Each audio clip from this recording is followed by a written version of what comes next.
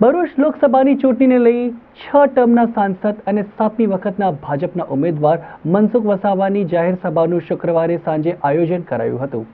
સભા સ્થળે જનમેદની વચ્ચે ફટાકડા ફોડી ભાજપના ઉમેદવાર મનસુખ વસાવાનું ભવ્ય સ્વાગત સાથે તેઓને પુષ્પગુચ્છ અને ફૂલહાર અર્પણ કરી ઉષ્માભેર આવકાર અપાયો હતો।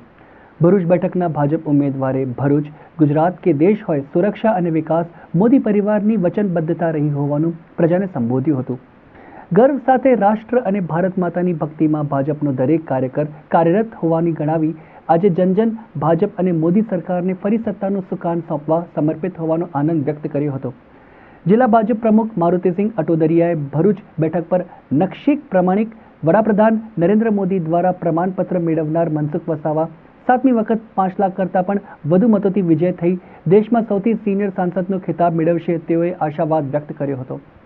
વધુમાં 15 એપ્રિલે શક્તિનાથ મહાદેવનું પૂજન અર્ચન કર્યા બાદ ત્યાંથી પગપાળા રેલી કાઢી કલેક્ટર કચેરીએ પહોંચી ભાજપના ઉમેદવાર નામાંકન કરશે તેવી માહિતી આપી હતી।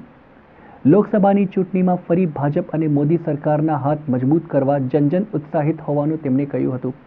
ભરૂચના ભોલાવ સહિત લોકસભાના તમામ મતદારો મતદાન કરવા અને કરાવવા મોદી પરિવારમાં કટિબદ્ધ હોવાનું તેમણે ઉમેર્યું હતું।